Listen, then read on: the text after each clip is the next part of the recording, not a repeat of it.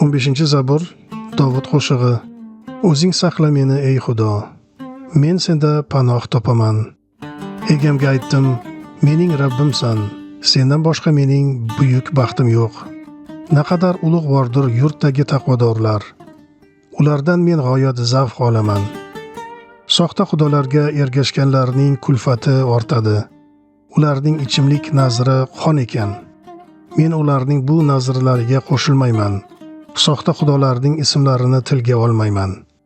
Ey egam, barqarorligim sensan. Muvaffaqiyatim ham o'zingdirsan. Kelajagimni sen ta'minlaysan.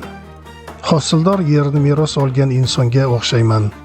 Axir sen meni ajoyib mulkning sohibi qilding. Egamni olqishlayman. U menga yo'l ko'rsatadi. Tunda ham qalbim menga o'git beradi. Men doim egamga ko'z tikaman.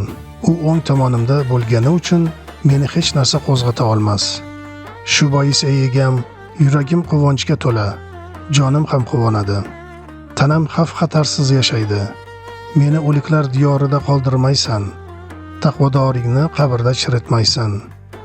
Menga hayot so'qmog'ini o'zing ko'rsatasan. Huzuringda shodlik meni qamrab oladi. Menga boqiy huzur halovatni sen berasan.